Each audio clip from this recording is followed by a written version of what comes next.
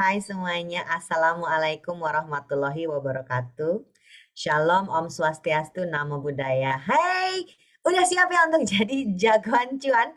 Hari ini aku akan ngebawain materi judulnya Rahasia Resto Sukses di tahun 2022. Kita udah ngelewatin pandemi nih ya. Masih sih sebenarnya, tapi udah di ujung nih kayaknya bentar lagi reda nih. Kalau dulu masih bisa alasan lagi pandemi, sekarang justru enggak. Sekarang kita udah harus cari caranya gimana nih untuk adaptasi sedemikian rupa supaya restonya sukses. Yuk kita mulai, ini materi dari aku. Materinya nggak terlalu panjang, tapi bisa mudah-mudahan membantu teman-teman di sini untuk bisa lebih sukses lagi. Perkenalkan dulu, namaku Ligwina Hananto. Aku ada CEO dan Lead Financial Trainer di Kiam Financial. Aku kuliahnya S1, S2 Finance ya, jadi meni finance serba bisa lah pokoknya. Tapi nggak cuma itu aja, kalau ada yang kenal familiar ya. Aku pernah main film, gengs.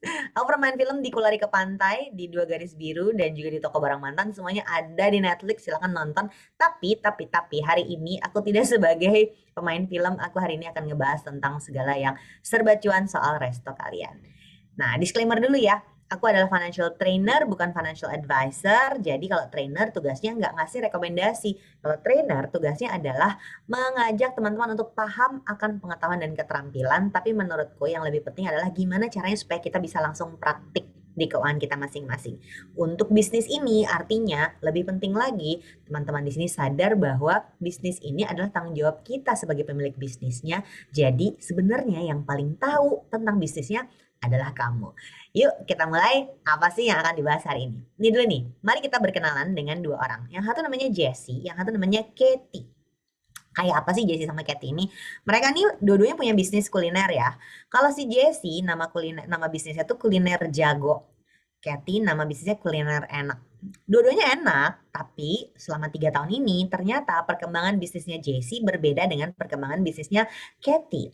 Kalau si Jessie dia udah punya cabang, dia sangat disiplin atur keuangan dan dia mulai bisa nih dapat pinjaman modal. Sementara Katie belum punya cabang, masih manual, kayaknya laporan keuangan aja dia serba susah dan makin susah ketika dia aduh udah mulai nipis nih keuangannya mesti ngapain ya? Susah nih kayaknya nih si Katie nih. Apa sih yang membedakan antara Jessie sama Katie? Kalau Jessie, dia ternyata tahu uangnya tuh pergi kemana aja. Begitu ada uang masuk, dia tahu persis ini uang masuk dari cabang yang mana. Apakah ini dari jualan online atau dari toko offline-nya. Dia juga nggak pusing kalau harus bayar THR sama gaji. Ini kan kita habis selesai lebaran ya. Biasanya kalau kuliner itu akan panen besar-besaran di sepanjang Ramadan dan Lebaran. Tapi habis itu sebagai pemilik bisnis kita semua akan ketemu nih sesuatu yang kita bikin deg-degan tiap tahun, yaitu bayar THR pegawai, karyawan. Oke, padahal kan tiap tahun ya bayar THR. Jessie nggak ada masalah, dia sanggup untuk bayar THR-nya. Dan yang ketiga, dia tuh ngerti berapa profit usahanya. Jessie ini adalah pebisnis yang jago atur cuan. Sementara si Katie serba bingung. Dia mau beli bahan baku, tapi uangnya menipis. Dia lupa uangnya tuh pergi kemana aja selama ini. Catatannya nggak jelas. Dia juga pusing setiap kali tanggal gajian. Ini Mei itu cukup pendek karena ada libur lebaran, banyak yang mudik kemarin nih karyawannya, sementara bentar lagi udah harus gajian lagi. Dan terakhir, dia tuh nggak tahu berapa profit usahanya. Dia tahu sih omsetnya harusnya berapa, tapi ditanya profit dia bingung. Profit itu maksudnya keuntungan usahanya atau penghasilan usahanya? Ini bisa serba bingung buat Katie. Jadi kalau Katie judulnya dia pemilik bisnis yang kurang jago. Gimana caranya nih supaya kita bisa seperti Jessie? Apa sih langkah-langkah supaya kita jadi jago atur cuan? Ini adalah 3 langkah membangun resto sukses di 2022 supaya teman-teman di sini semuanya jago atur cuan. Satu ya, nomor satu nih. Ayo kita pisahkan dulu keuangan pribadi dan bisnis. Tahu nggak? Ini adalah nasihat finansial untuk bisnis yang jadi dasar utama dimanapun. Di negara apa juga, bisnisnya sebesar apapun, mau bisnisnya baru mulai di garasi rumah atau yang udah gede banget bisnisnya, sampai udah bisa IPO, kayak Goto gitu. Tetap loh, ternyata keuangan bisnis sama pribadi itu harus dipisahkan. Aku mau ngasih contoh dulu ya. Ceritanya ini adalah laporan penerimaan dan pengeluaran kas dari sebuah warung namanya Warung Roti Manis. Ini contoh aja, tapi lumayan bisa dijadiin studi kasus supaya kita ngerti sebenarnya kayak apa sih yang terjadi pada keuangan orang lain. Ini adalah catatan dari tanggal 1 April sampai tanggal 30 April. Ceritanya nih si pemilik bisnisnya dapat setoran modal 20 juta. Masuk nih ke rekening uangnya 20 juta. Terus dia pakai buat sewa 6 juta, bayar notaris 1,5 juta, furniture dan perlengkapan 4,8 juta. Lalu dia beli bahan baku, 5 juta. Habis dong duitnya, tinggal 2,7. Kemudian ada sewa bazar Ramadan di mall sebelah, bukan di ruko tempat dia jualan. Di mall sebelah tuh kayaknya trafiknya lebih rame. Yuk kita pindahin deh, bikin booth 1, bayarnya 500.000. Tapi pada saat dia lagi nungguin bazarnya, dia makan dan parkir di area mall di bazarnya itu 250.000. Dari penjualan di bazarnya dia terima 3 juta rupiah. Oh ternyata ada hasilnya lumayan ya. Jadi uang masuk dia catatkan 3 juta rupiah. Terus ada penjualan ke Tante Feni. Agak repot nih Tante Feni nih. Tante Feni ini tau lah saudara yang kalau beli tuh nawar nginjek 120.000 jualannya. Habis itu dia ada pengiriman barang 20.000. Habis itu dia bayar uang les piano anaknya. Terus dia bayar telepon dan listrik ruko. Dan dia bayar juga telepon, listrik, dan internet rumah. Klaim asuransi kesehatan ibunya masuk nih 2,5 juta. Terus dia kasih paket roti ke Tante Ina. Jadi kalau Tante Feni nawar ginjek, Tante Ina minta gratis. Habis itu ada penjualan di toko. Ternyata di tokonya pun menghasilkan ya 37,50. Habis itu dia bayar gaji pegawai, bayar gaji bibi dan babysitter, terus dia belanja bulanan buat rumah tangganya di supermarket dan beli bensin. Maka dari tanggal 1 April sampai tanggal 30 April, catatan keuangan warung roti manis di rekeningnya dari masuk 20 juta di awal bulan, sekarang sisa 1 juta. Pertanyaannya, ini untung apa enggak? Nggak tahu. Karena ternyata ini baru catatan uang masuk dan uang keluar. Belum menunjukkan profit and loss. Tapi paling tidak udah ada catatannya. Nah, yang berbahaya dari catatan tadi adalah ternyata masih kecampur antara keuangan bisnis sama keuangan pribadinya. Jadi aku bilang, nasihat finansial terbaik untuk bisnis adalah pisahin keuangan bisnis sama keuangan pribadinya. Kalau pernah lihat dagangan bubur ayam gitu ya, ini cerita klasik yang sering dibawa nih kalau ke webinar-webinar bisnis. Si tukang bubur ayamnya tuh akan punya satu kaleng kerupuk yang isinya adalah uang untuk dia terima pembelian buburnya dari pelanggannya. Jadi kalau ada yang mau, bang beli bubur 1 gitu ya, terus dibayar 10.000, dia masukin ke dalam kalengnya. Nanti anaknya, Pak minta uang dong mau jajan ke warung gitu. Dia akan ngambilnya bukan dari si kaleng yang sama. Ternyata dia akan ngambil dari dompetnya sendiri, bukan dari kaleng tersebut. Sebetulnya memisahkan keuangan bisnis dan pribadi itu sesederhana itu. Pastikan yang buat bisnis adalah buat bisnis, yang buat pribadi adalah buat pribadi. Nah, catatan yang tadi kecampur aduk. Jadi sekarang ayo kita pisahin. Yang mana catatan usaha, yang mana catatan pribadi. Yuk kita lihat sama-sama. Yang warna biru ini adalah catatan usaha. Tadi ada uang masuk 20 juta. Lalu si toko ternyata menghasilkan 3750. Sementara dari bazar menghasilkan 3 juta dan penjualan langsung ke teman menghasilkan 120.000. Jadi sebenarnya not bad ya, dalam 1 bulan ada uang masuk 26.870.000 termasuk setoran modal yang 20 juta. Nah, dari sini kita bisa monitor sebenarnya untuk bisnis sepanjang bulan April, uang yang keluar tuh apa aja sih? Kita bisa lihat.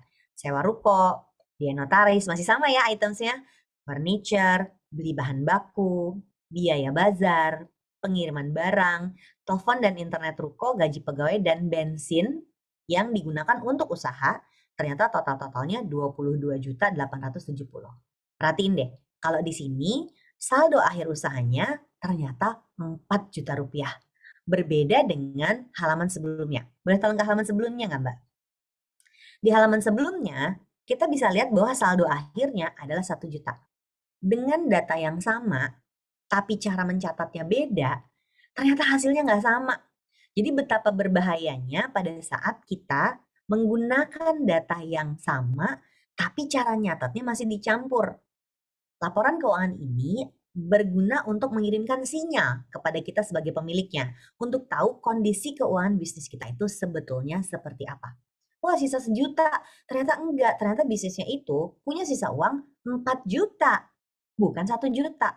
Tapi kok tadi 1 juta ya? Karena ternyata ada penghasilan pengeluaran, uang masuk uang keluar yang harusnya tidak dicatat di catatan usaha, tapi dicatat di catatan pribadi.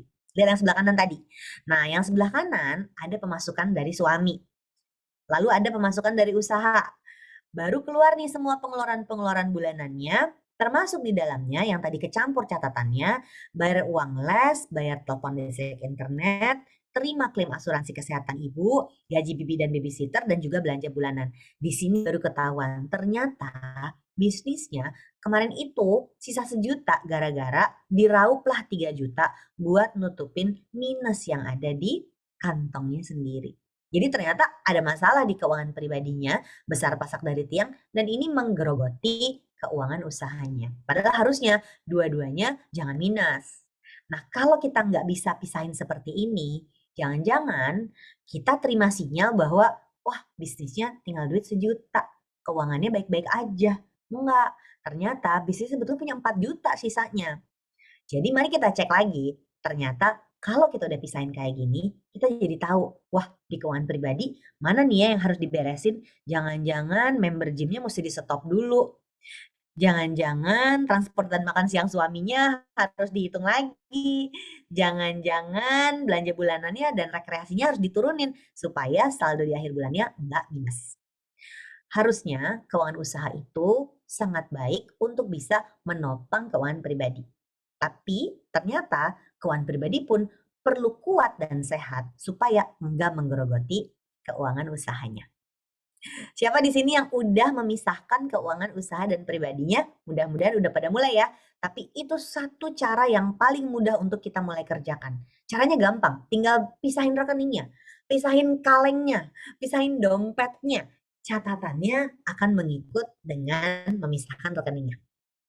Oke, nah kenapa penting memisahkan keuangan bisnis dan usaha? Karena ternyata caranya kalau kita punya rekening bisnis, semua lalu lintas uang keluar masuk dan kebutuhan bisnis akan dipenuhi lewat rekening bisnis tersebut. Dengan begitu, saat kita punya uang di rekening bisnis, ini akan jadi cadangan untuk bisa menghitung dan bisa bikin strategi bisnis aku bisa ngapain. Nanti aku kasih contoh di belakang ya. Jadi, ada namanya dana darurat. Kalau di bisnis, ini tuh kayak uang cadangan untuk bisnisnya bisa beroperasi berapa bulan ke depan. Waktu di awal pandemi, aku sempat banyak bikin pembahasan ini. Bisnisnya jangan mati dulu ya selama pandemi, ayo kita bisa bertahan. Tapi duit cashnya udah nggak ada Mbak Wina. Oh ya udah, punyanya berapa? Berarti itu napas buatan untuk bisnisnya. Tapi berarti kalau punya dana cadangan bisnis 1 bulan, kita kerja bulan ini tuh untuk bulan kedua. Nanti nambah lagi jadi bulan ketiga. Nanti nambah lagi jadi bulan keempat. Bisnis yang betul-betul biar punya penghasilan hari ini untuk hidup besok, itu cara operasionalnya sangat capek dan susah. Akan lebih menenangkan kalau bisnis ini punya uang cash yang bisa dipakai untuk operasional 3 bulan sampai 4 bulan ke depan. Ini akan langsung mempengaruhi cara si owner kita nih sebagai ownernya untuk memikirkan strategi buat bisnisnya. Percaya deh, pasti akan lebih sehat. Dan yang terakhir, tadi nih, dengan punya dana kas yang lebih baik, rekeningnya terpisah, kita akan bisa berpikir di level yang lebih strategis. Nanti di terakhir aku kasih contohnya. Tapi berarti mengembangkan bisnis, fokusnya akan beda. Nah, itu untuk keuangan bisnis. Gimana dengan keuangan pribadi? Tentu saja kalau kita punya rekening sendiri yang memang untuk keluarga kita, jadinya kalau ada uang cash di situ, ini menjadi dana darurat untuk keluarga kita. Tujuannya pun jadinya very personal. Ada yang nyiapin dana pendidikan, dana pensiun, dana liburan, dana mau nolong orang tua, itu semua adanya di keuangan pribadi. Beda kan? Kalau di keuangan bisnis kita mikirin budget marketing bulan depan berapa ya gitu. Lain kan? Kalau di keuangan pribadi itu si kakak bentar lagi masuk SD, uang pangkalnya berapa ya? Kelihatan bedanya ya? Jadi mari pastikan kita memang memisahkan keuangan bisnis dan usahanya. Oke, lanjut. Nih, contohnya kayak gini nih. Yang sebelah kiri ini adalah memisahkan keuangan pribadi dan cara hitungnya ternyata berbeda dengan saat kita mengatur keuangan bisnis. Kalau kita ngomongin keuangan pribadi, aku punya rumus cash flow, namanya rumus 1, 2, 3, 4. Yang gampang aja ya. Rumus 1, 2, 3, 4. 1, 10% minimal untuk bisa nabung dan investasi. 2, maksimal 20%, boleh foya-foya. Jadi contrary to popular belief, financial planning itu jadi kita harus hemat. Enggak, financial planning itu boleh bersenang-senang, tapi dibatasin. karena penghasilan kita terbatas. Yang ketiga, punya cicilan utang juga boleh, tapi dibatasi maksimal 30%. Dan jangan lupa ya, cicilan utang pribadi sama cicilan utang bisnis itu posnya tentu saja berbeda. Terakhir untuk biaya hidup. Antara 40-60% gaji kita itu untuk biaya hidup. Saya pakai kata gaji. Apakah di sini pemilik bisnis sudah pada gajian? Itu next level ya, mungkin di kelas berikut. Tapi buat saya sendiri, saya mulai bisnis tuh 2003. Saya baru mulai gajian itu 2007 loh.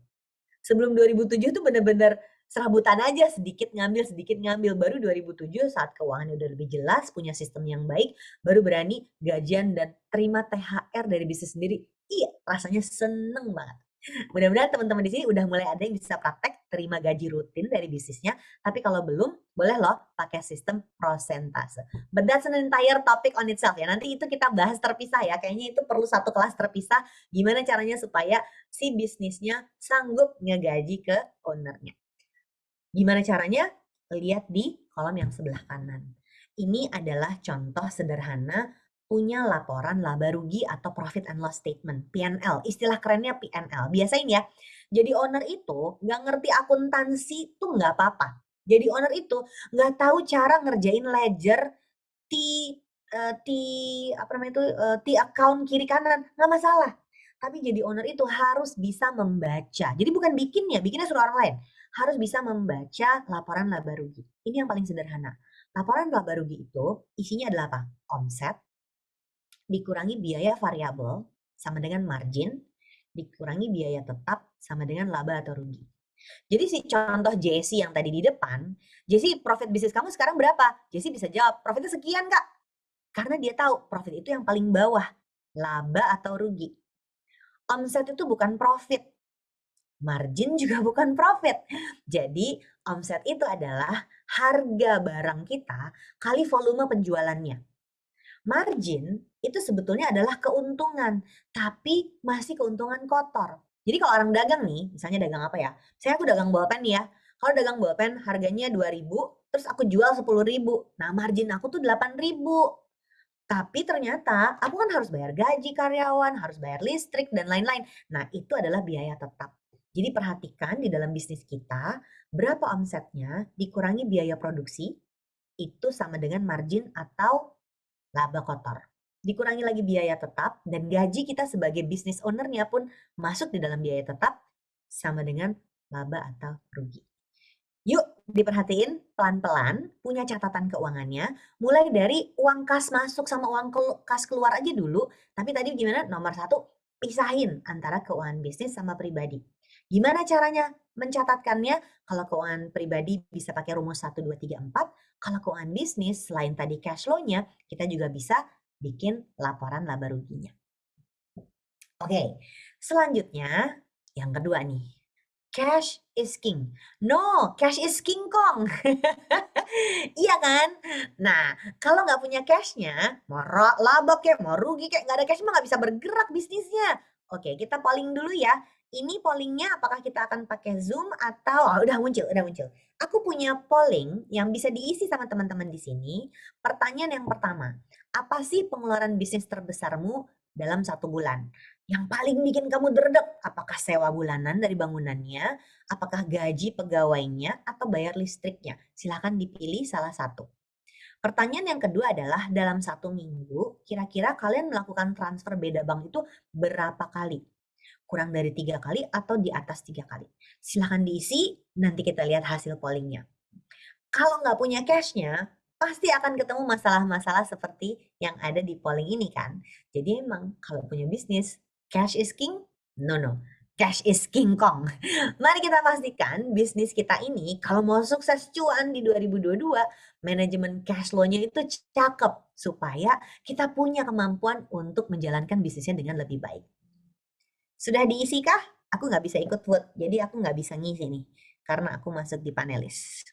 Silakan, silakan, silakan.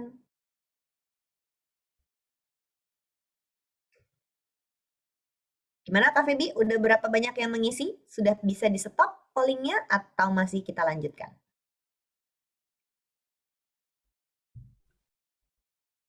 Bagaimana teman-teman?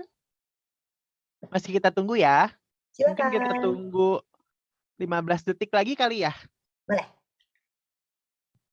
Aku sambil ngopi. Makasih Kak Sari. Materinya keren. Alhamdulillah.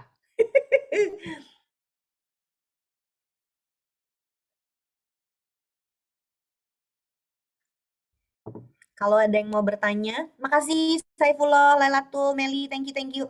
Silahkan kalau yang mau bertanya, jangan lupa masukkannya ke Q&A ya, ke box ya, supaya nanti kebaca. Karena takutnya kalau di chat udah ngegulung, kita nggak bisa baca.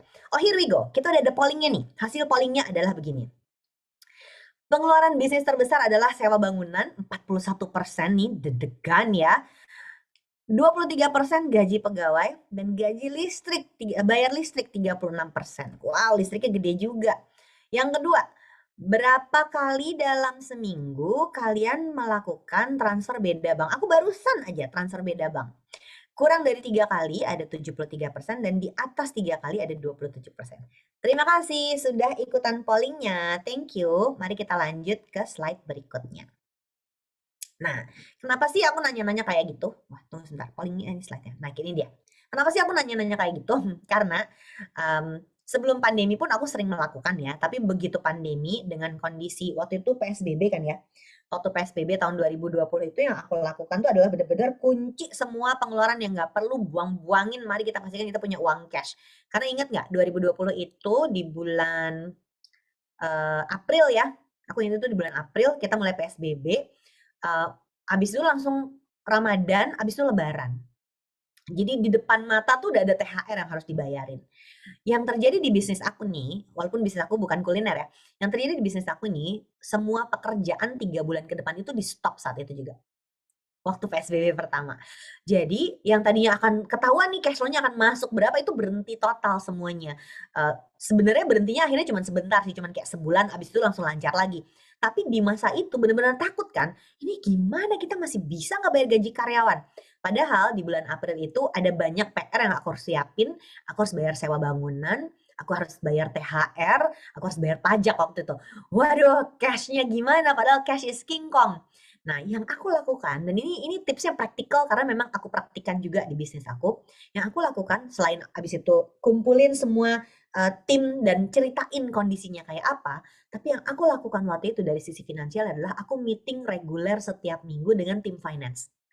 Jadi aku ada 2 orang tim finance, yang satu yang ngurusin pembukuannya, yang satu yang memang bertugas kayak nyetir gitu ya. Kalau istilahnya dia akan nyetir dan bilang, "Mbak Wina duitnya cukup, Mbak Wina duitnya nggak cukup," dia akan bilang kayak gitu. Sebut saja namanya Mbak Aai. Nah, Mbak Aai ini tim finance-nya di KM Financial dan kita meeting setiap minggu dan bikin kurang lebih kayak gini. Jadi yang aku tunjukin contohnya ini adalah yang kira-kira memang aku lakukan juga di bisnis aku sendiri. Sederhana aja sebenarnya karena ini kalau profit and loss statement, laporan laba rugi itu kan ada akuntansi accrual-nya gitu ya. Jadi benar-benar harus menghitung dari sisi akuntansi. Tapi kalau cash basis, semua orang bisa kerjain, nggak perlu punya ilmu akuntansi, kita cuma perlu matematika biasa 1 tambah 1 sama dengan 2 loh. Jadi yang bisa kita lakukan adalah bikin tabelnya. Januari, Februari, Maret, April, sekarang udah bulan Mei, Juni, terus sampai Desember. Terus dibikin per 3 bulan. Jadi Januari, Februari, Maret, April, Mei, Juni, Juli, Agustus, September, terus bikin seperti itu. Supaya apa? Supaya kita kalau ada masalah besar kita cacah kecil-kecil. Nih ya, di sini yang paling atas kita bisa tulis saldo sebelumnya, jadi saldo si rekening kita sebelumnya, terus uang masuk dari penjualan seperti apa, sehingga total uang masuk bulan itu berapa. Di bawahnya adalah kalau kita ada belanja, gaji, biaya transfer, sewa bangunan, dan lain-lain kita masukin juga. Jadi si laporan arus kas ini, kita sebetulnya udah bisa bikin proyeksi. Aku tuh punya proyeksi, kalau nggak sanggup bikin proyeksi sampai Desember, nggak usah sampai Desember ya.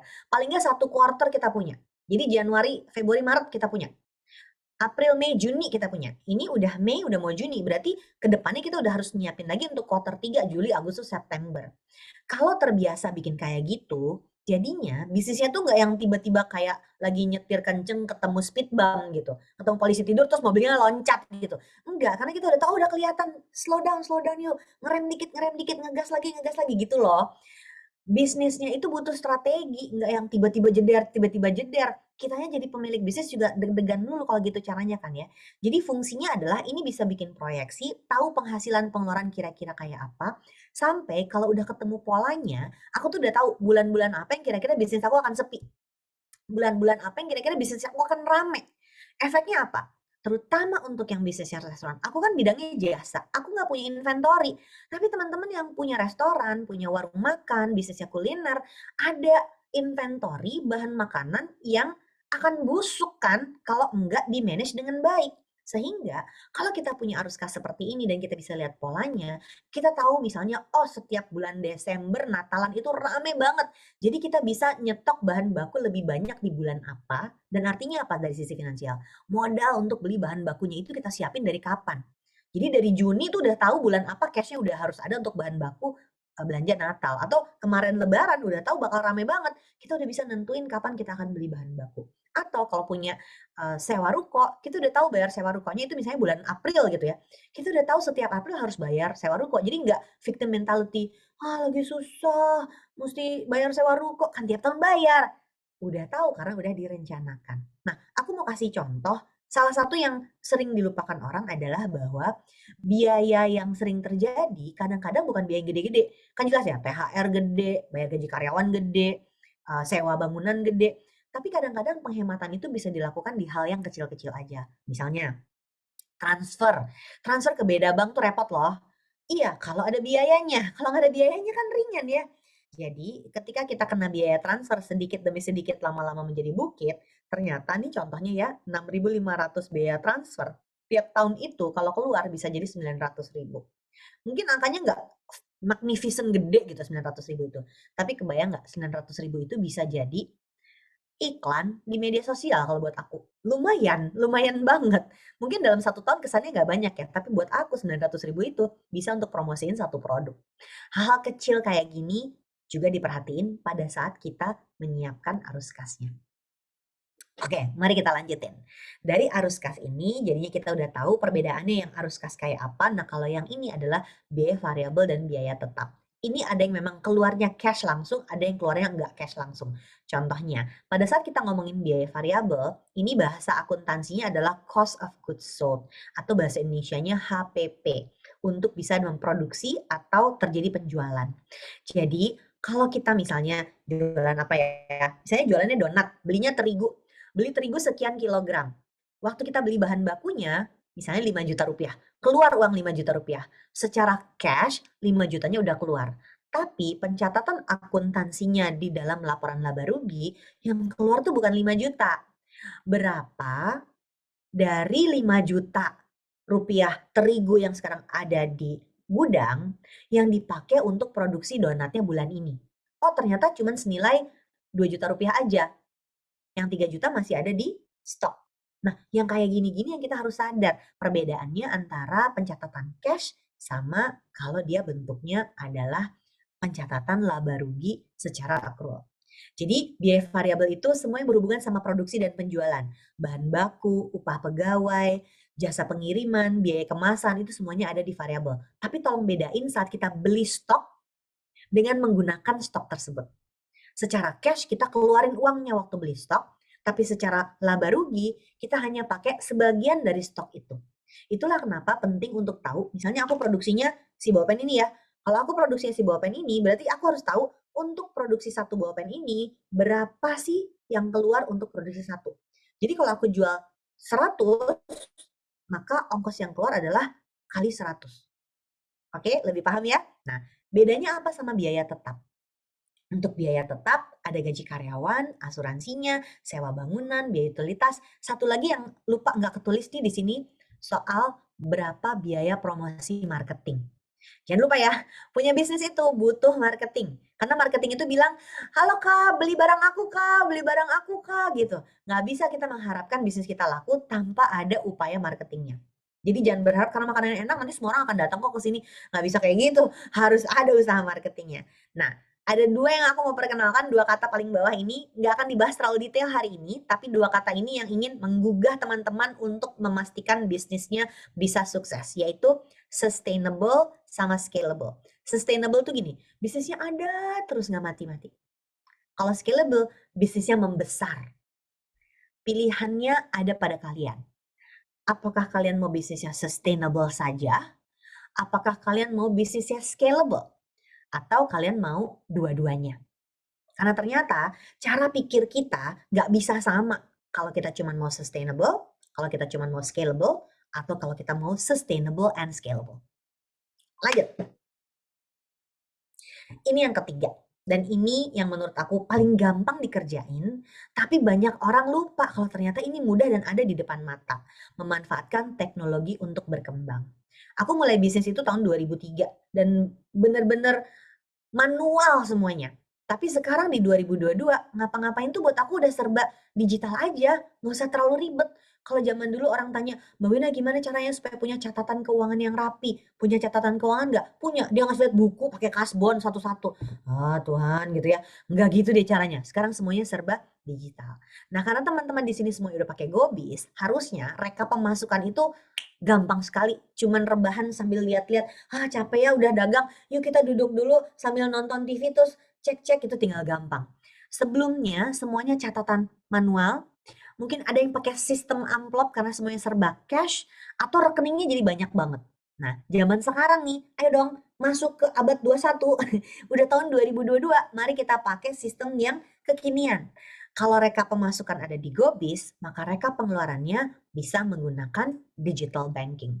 Jadi kalau transaksinya di satu tempat, semuanya langsung kelihatan. Gampang, it's just on your fingertips. Ini quote dari aku ya, tolong dicatat. Mau foto juga boleh, mau foto juga boleh ya.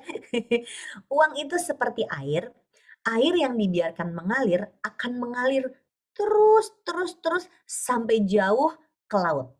Jadi, jangan biarkan uang kita ke laut aja. Uang kita harus dibatas-batasin, dibendung-bendungin supaya uangnya nggak ke laut, supaya uangnya jadi sesuatu untuk bisnis kita. Caranya gimana? Caranya berikut ini. Nih ya, yang dilakukan oleh Jesse si jago atur cuan. Dia tahu kemana pergi uangnya. Gimana caranya? Karena ternyata buat Jesse semuanya harus transaksi digital. Sebisa mungkin nggak terima cash. Kalaupun dia terima cash, langsung disetorin lagi. Kenapa? Karena kalau ini dilakukan dengan cara digital, maka semuanya auto tercatat. Aku tuh bener-bener sekarang mau lihat apa-apa tuh tinggal lihat aja di rekeningku ya. Di rekeningku langsung kelihatan. Oke, mari kita buka. Misalnya ini pakai Jago ya. Itu langsung kelihatan. Nih, buka ketahuan. Oh, transaksi hari ini tuh ke sini sini langsung kelihatan. Gak usah lagi aku catat satu-satu. Yang kedua, buat Jessie, dia tuh khawatir banget soal bayar gajian, THR sama sewa. Ternyata dia bisa punya tabungan sendiri untuk setiap pengeluaran-pengeluaran besar ini. Udah tahu bulan April harus bayar sewa, baru panik di bulan Maret. Ya susah lah hidupnya. Tapi untuk April 2023 dari sekarang dia udah punya amplop digital. Kalau orang zaman dulu kan pakai sistem amplop ya. Ya sekarang pakai kantong yang ada di dalam rekening ponsel kita. Muncul tuh semuanya tuh di rekening di aplikasinya. Amplopnya ada beberapa, kantongnya, pocketnya kalau istilahnya di Jago. Di pocketnya ada pocket untuk bayar THR tahun depan, pocket untuk bayar sewa kelihatan. Aku bahkan rekening itu ada rekening pemasukan, ada rekening payroll. Kita pisahin, ada rekening pengeluaran. Jadi bisnisku punya 3 rekening, minimum tuh punya 3 rekening. Untuk uang masuk di satu pintu, untuk bayar gajian di satu pintu, untuk bayar pengeluaran-pengeluaran lain di pintu yang lain. Supaya apa? Supaya gampang lihatnya. Pencatatannya otomatis. Yang ketiga, yang menurut aku membedakan antara pedagang sama pebisnis adalah tahu profit usahanya. Nggak ada yang hina dari punya dagang. Aku cuma dagang Kak, aku nggak usaha. Nggak apa-apa. Semua bisnis mulai dari berdagang. Tapi ternyata tidak semua dagang berubah jadi bisnis. Pilihannya ada di tangan kita. Aku tuh mau dagang aja, ya buat senang-senang aja. Atau memang ini mau jadi bisnis. Harus ada sistem sehingga aku bisa duduk dengan tenang dan menikmati hidup. Mau yang mana? Kalau punya bisnis, maka harus punya catatan. Tahu berapa omsetnya yang masuk dan juga tahu berapa pengeluarannya yang tadi kita bahas. Variabel sama biaya tetap. Gimana? Apakah kamu mau jadi Jessie si jago atur cuan? Nah, ini ya, mari kita naik kelas. Ini yang pertama. Pemilik bisnis, nih yang aku bilang tadi bonusnya. Pemilik bisnis itu harus tahu operasional. Operasional itu tahu mengerjakan usaha. Aku punya bisnis financial training. Aku tahu cara ngajar kayak gini, tapi bukan aku sendirian yang ngajar, ada 6 orang, 7 orang lagi yang bisa ngajar gitu. Tapi untuk, "Oke, Mbak Wina ngajar hari ini." "Siap, let's go." Tahu cara mengerjakan usaha. Jadi kalau kalian ada di usahanya, kalian tahu cara goreng donat ya, kalian tahu cara bikin nasi kebulinya, kalian tahu cara nyiapin, tahu sumedangnya gitu, kalian tahu. Kalau mau naik kelas, yang ngerjain nggak cuman kita, ada orang lain. Jadi aku ada tim yang memang siap ngerjain financial training lainnya. Entar malam ada kelas, bukan aku yang ngajar. Punya kemampuan manajerial. Jadi langkah selanjutnya kalau kita punya bisnis, kita ada di level manajerial. Tahu cara delegasi ini sama tim. Maka di bisnis kuliner, kita akan bikin sistemnya kan. Siapa yang akan nyiapin bahan bakunya, siapa yang akan prepare foodnya, siapa yang akan mulai masaknya, siapa yang akan siapin jawab deliverynya, siapa yang jadi kasirnya. Itu sebagai owner, kita akan masuk di level manajerial. Sampai sini aku yakin semua teman-teman di sini udah bisa, jago semuanya. Tapi aku mau ngajak kalian naik kelas ke level yang paling atas, yaitu level strategis. Nah, di level strategis ini, tahu cara atur uang di dalam usahanya. Ketika kita punya uang cash yang bisa dipakai 3 bulan ke depan, maka aku bisa dengan tenang, bisa bikin rencana, kita siapin yuk budget marketingnya, bikin promo gede-gedean nanti aja di bulan Agustus, ceritanya memperingati ulang tahun Indonesia. Sediain budget marketing sekian, sediain promo diskon sekian. Itu tuh nggak kayak dapat wangsit dari tiba-tiba dapat ilham, oh gitu, enggak. Karena kita udah punya rencananya. Karena dari bulan Mei, Juni tuh udah tahu kira-kira cash flow aku kayak apa dan aku akan sanggup untuk support budget marketing kayak apa di bulan Agustus. Ini mulainya dari atur keuangan usaha. Satu quote lagi yang nggak aku masukin di sini dan boleh nih disiapin quote-nya. Strategi mulai dari keuangan. Orang berpikir strategi itu ada di marketing, strategi itu ada di sales, enggak, strategi itu mulai dari keuangan. Kalau keuangannya bilang, finance bilang ya bisa jalan, baru bisa jalan. Yuk kita naik kelas, gak cuma di level operasional, gak cuma level manajerial, tapi mulai di level strategis. Pasti kalian juga bisa. Itu tadi materi dari aku, semoga bermanfaat. Yuk, kalian mau mulai dari mana? Operasional, manajerial, atau strategis? Aku yakin semuanya untuk level operasional manajerial sih udah gampang semuanya ya. Tapi kalau kita mau ningkatin kapasitas diri untuk ada di level strategis, sekarang nih udah tersedia dengan cara digital, akan lebih memudahkan sehingga nggak usah nunggu belasan tahun, puluhan tahun untuk naik kelas ke strategis. Sekarang juga kamu bisa melakukannya. Terima kasih, saya Ligwina Hananto. Aku kembalikan ya ke Feby. Terima kasih Teh Wina. Kita tepuk tangan dulu ya semuanya. Mungkin kalau yang nggak kedengeran tepuk tangannya, teman-teman bisa komen di chat box ya buat tepuk tangan. Ini Teh Wina, sejujurnya aku jadi terinspirasi nih. Kebetulan aku nggak punya usaha, tapi denger tadi Pengen bikin warung nggak sih? pengen bikin warung. Kebetulan kan kita hobinya makan ya, gitu. Ya, betul. Jadi malah terinspirasi nih, banyak ilmunya justru sebenarnya juga buat apalagi buat teman-teman yang memang punya usaha gitu ya. Jadi sebenarnya kita usaha tuh bisa berbagai macam ya, usaha kuliner bisa jualan apa aja, pastinya sama-sama enak bisa, tapi outcome-nya itu bisa berbeda-beda juga gitu kan. Yes. Ini 3 langkah resto sukses penting yang aku catat dari Teh Wina tadi adalah 1, pertama, pisahkan keuangan pribadi dan bisnis, itu wajib. Tadi senang juga tadi ada beberapa yang komen bahwa sudah melakukan itu, tepuk tangan dulu tuh buat teman-teman yang udah melakukan itu. Kedua, harus ada perhitungan arus kas, karena itu juga penting. Kemudian yang terakhir dan nggak kalah penting adalah memanfaatkan teknologi untuk terus berkembang gitu ya. Karena apalagi sekarang di zaman orang tuh senengnya online-online aja gitu ya, Teh ya. Jadi Betul, penting betul. banget karena Kalau teknologi pesan makanannya udah online, kita ngatur keuangannya online juga dong, please deh. benar gitu. Apalagi kalau orang pesan online kan juga banyak yang bayarnya nggak cash juga kan sebenarnya kan. Betul, betul. Heeh. Kalau aku juga jarang banget tuh pakai cash Udah gitu. nggak bawa cash. Iya, Udah nggak semuanya pegang udah cash. digital.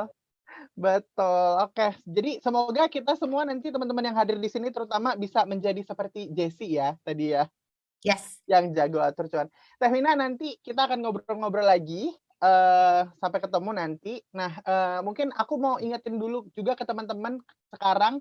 Jadi tadi ya aku udah sempat sebutin di awal kalau akan ada hadiah saldo GoPay senilai total Rp2 juta buat yang nanya. Jadi ini tadi mungkin pas di awal-awal belum ada gambaran, tadi mungkin ada beberapa pertanyaan terinspirasi dari pemaparannya Teh Wina tadi.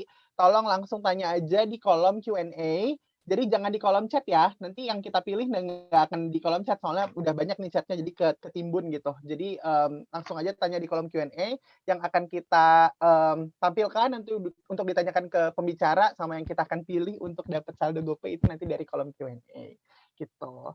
Nah, tadi kan kita udah dengar nih pemaparan dari Teh Wina nih ada 3 poin tadi yang sudah aku ulangin juga gitu. Nah, salah satunya kan dengan pemanfaatan teknologi ya. Nah, mungkin kalau teknologi ini kelihatannya kayak apa ya, kayak susah, challenging, jelimet gitu segala macam gitu ya. Nah, sebenarnya kabar baiknya nih hari ini kita kedatangan tamu pembicara lainnya. Ini sebenarnya nggak jauh-jauh juga nih teman dan afiliasinya Gojek, sobat kental lah ya kita bisa bilang ya, yang bawa solusi praktis untuk bantu teman-teman semuanya untuk jago atur cuan. Nah, nggak usah lama-lama, mari kita simak bersama pemaparan berikutnya dari Mas Yusuf Putra selaku Jago Merchant Business Funding Product Solution Lead.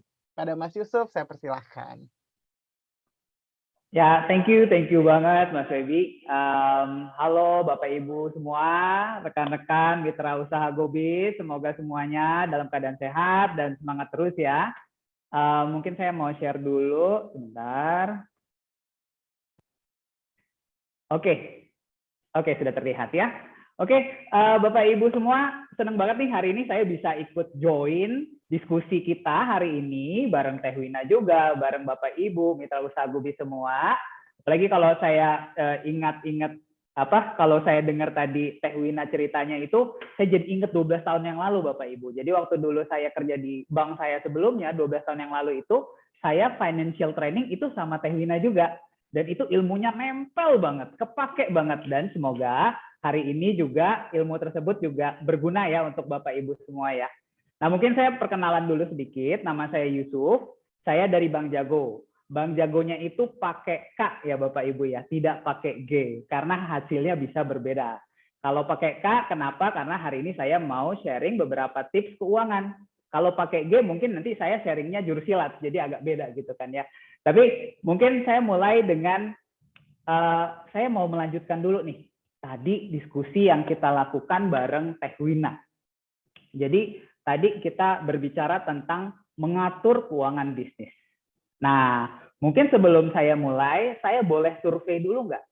Bapak Ibu mungkin boleh tolong bantu tulis di kolom chat, sebenarnya bagi Bapak Ibu, dalam skala 1 sampai 10, di mana 1 itu mudah banget dan 10 itu susah banget, seberapa susah sih sebenarnya mengatur keuangan bisnis?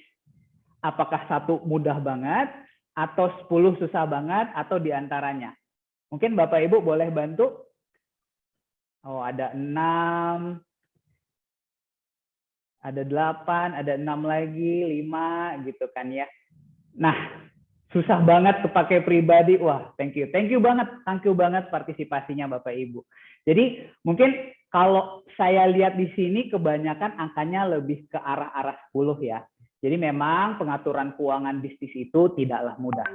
Dan kami dari Gobis dan Jago juga mengerti hal tersebut. Makanya mungkin Bapak Ibu juga mengalami nih, bingung nih, gimana caranya mengatur, gimana caranya ngitung sebenarnya untung saya berapa sih, seperti yang Teh Wina tadi ceritakan gitu kan ya. Kelihatannya untungnya cuma 1 juta, tapi sebenarnya 4 juta, tapi kecampur-campur. Kecampur sama apa? Kecampur sama keuangan pribadi, ya kan? Jadi uangnya kecampur-campur, susah dipisahkan. Dan juga mungkin ada Bapak Ibu yang punya kendala, oh sebenarnya saya sudah mengatur keuangan, tapi masih susah banget kayaknya untuk mengembangkan usaha.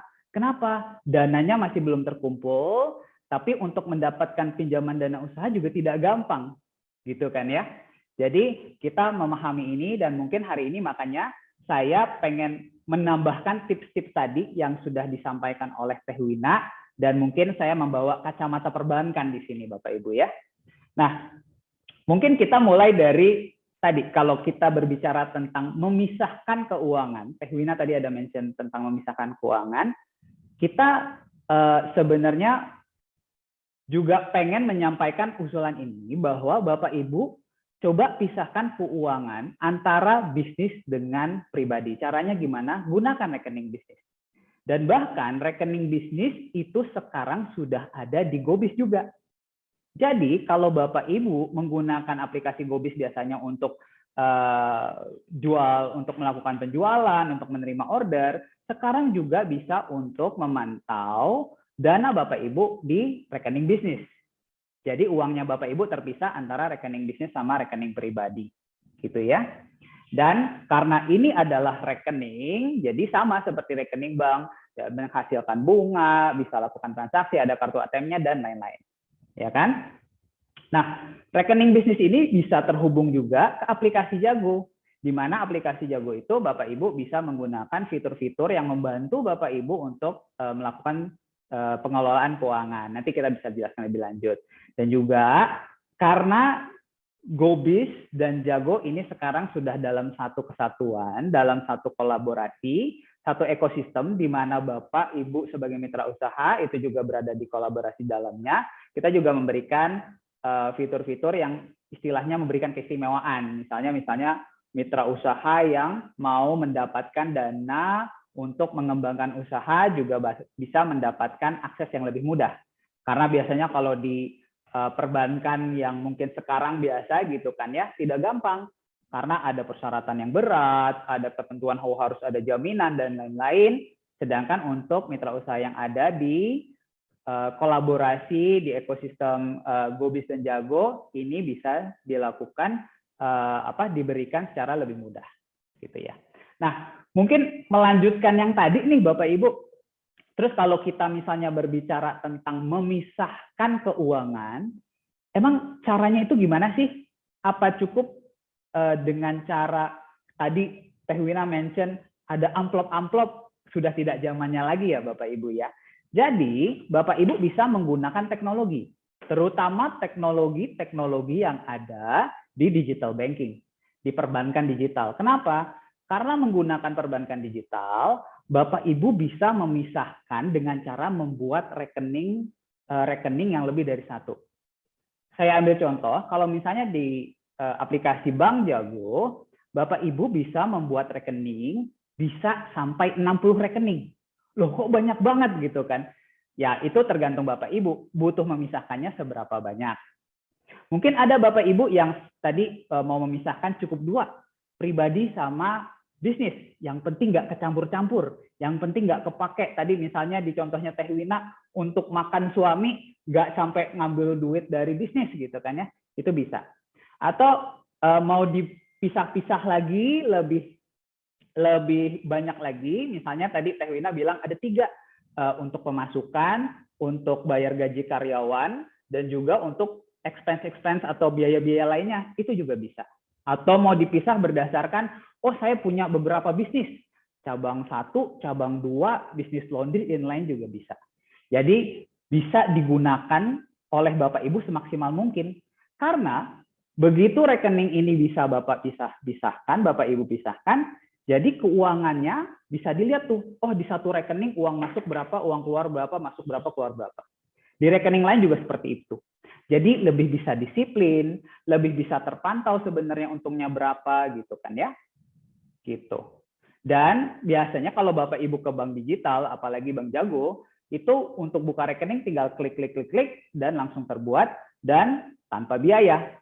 Gitu kan ya. Tidak ada lagi tuh biaya buka rekening, saldo minimum, biaya administrasi dan lain-lain, itu tidak ada. Gitu.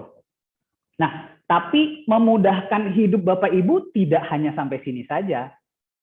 Karena bank-bank digital, terutama seperti Jago yang bekerja sama dengan Gobis, itu juga ada fitur-fitur yang memudahkan Bapak Ibu dalam melakukan operasional. Kebayangkan Bapak Ibu biasanya ada tuh, oh saya tiap tanggal segini harus bayar sewa tempat. Tiap tanggal segini saya harus bayar internet. Tiap tanggal segini saya harus bayar listrik gitu kan. Nah, Bapak Ibu, ketimbang menghabiskan waktu untuk melakukan transaksi-transaksi tersebut, di bank digital, terutama di Jago, itu bisa dilakukan secara otomatis. Jadi misalnya bisa dilakukan otomatis transfer.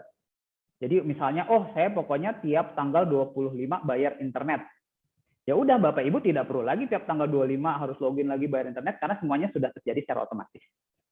Atau misalnya di contoh yang bisa Bapak Ibu lihat di layar ini, oh saya harus bayar untuk sewa ruko 3 juta tiap akhir bulan. Ya kan? Nah, ketimbang Bapak Ibu nanti di tanggal 30 akhir bulan kebingungan, aduh harus cari uang 3 juta, terus bayarnya seperti apa? Bisa dibikin fitur auto nabung. Jadi tiap hari ambil 100.000 dari hasil penjualan, hari berikutnya 100.000, sampai hari ke-30 sudah terkumpul 3 juta, tinggal dibayarkan. Bahkan yang dibutuhkan tidak hanya 100.000, bisa lebih kurang dari 100.000. Kenapa? Karena ada bunga. Karena kan ini sifatnya tabungan. Seperti itu, Bapak Ibu ya. Jadi memang fungsi-fungsi yang dibangun di bank digital, terutama di Jago, itu kita berusaha membuat solusi yang bisa menjawab kebutuhan Bapak Ibu, menghemat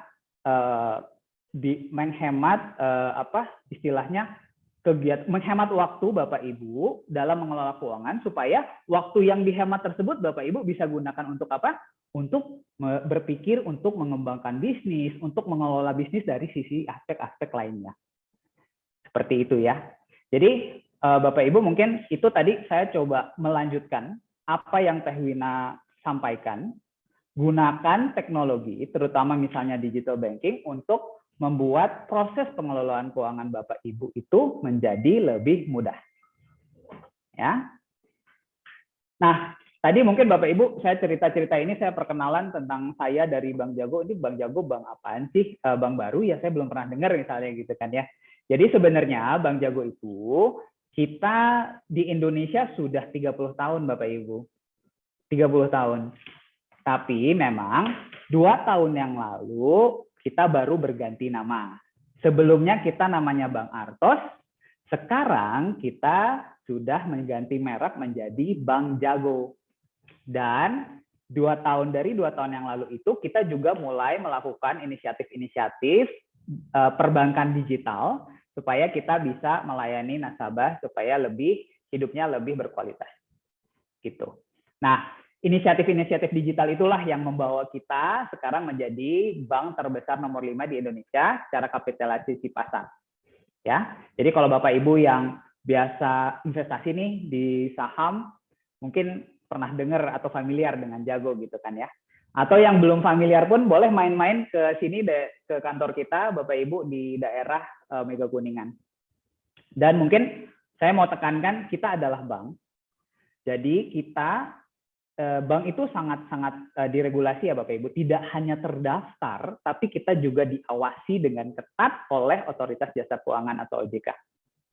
Gitu. Ya. Nah, terus mungkin sekedar menambahkan, tadi saya bilang Bank Jago itu adalah bank, tapi lebih keren Bapak Ibu. Kenapa lebih keren? Karena kita punya semua fitur bank yang Bapak Ibu gunakan di bank sekarang, tapi tanpa perlu ke bank. Misalnya buka rekening bisa, bahkan tidak perlu ke bank. Buka rekening bisa dari aplikasi, bisa tanpa biaya, gitu kan. Transfer juga bisa, bahkan tidak perlu ke bank, dan bisa kemana saja, bank mana saja juga bisa gratis. Kartu ATM ada, bahkan kartu ATM-nya bisa digunakan di mesin ATM bank mana saja di Indonesia.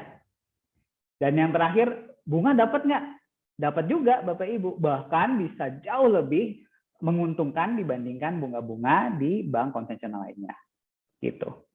Jadi itu mungkin saya perkenalan juga mengenai Jago, supaya nanti pada saat tadi kan kita ngobrol tentang, oh GoBiz memiliki rekening bisnis yang disupport oleh Bank Jago. Emang Bank Jago itu apa? Jadi Bank Jago, Bapak Ibu menjadi lebih kenal gitu ya sama Bank Jago gitu. Ya. Nah, khusus untuk Bapak Ibu sebagai mitra usaha GoBiz, karena balik lagi kita itu sekarang satu Bapak Ibu. antara Gobis, Jago, serta Bapak Ibu sebagai mitra usaha, kita ini berada dalam satu ekosistem. Dan karena kita berada dalam satu ekosistem, kita saling memberikan keuntungan, memberikan perlakuan spesial untuk rekan-rekan kita dan nasabah-nasabah kita dalam ekosistem tersebut. Nah, untuk Bapak Ibu sebagai mitra usaha Gobis, Bapak Ibu bisa mendapatkan fasilitas pinjaman go modal untuk Bapak Ibu yang memenuhi kriteria dengan bunga yang rendah sampai 0%. Nanti tergantung akan dilihat dari keaktifan, tingkat keaktifan berjualannya Bapak Ibu di Gobis, terus seberapa meningkatnya penjualan Bapak Ibu di Gobis, semakin baik, maka akan semakin besar peluang Bapak Ibu mendapatkan pinjaman dengan bunga rendah tersebut. Dan juga keuntungan berikutnya apa? Keuntungan berikutnya, Bapak Ibu misalnya menggunakan rekening atau rekening bisnis yang ada di Gobis tadi, Bapak Ibu bisa mendapatkan bunga bisa sampai 10% per tahun.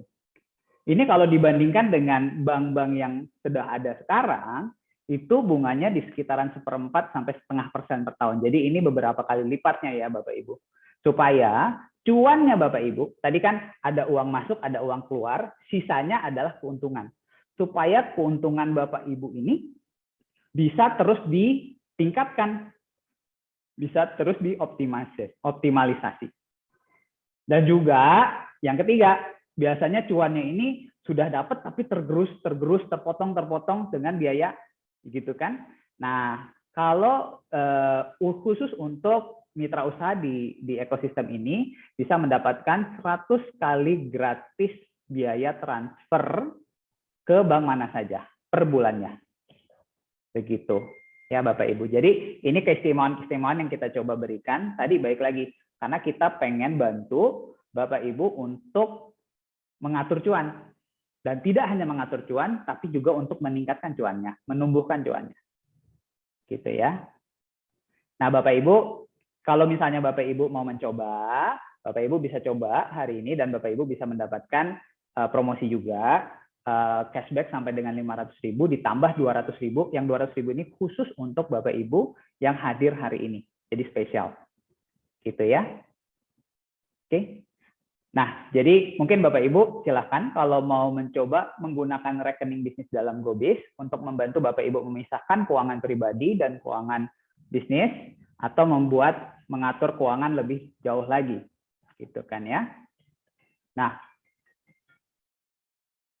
mungkin Bapak Ibu ada yang bertanya, "Oh, saya pengen coba. Sebenarnya caranya gimana sih?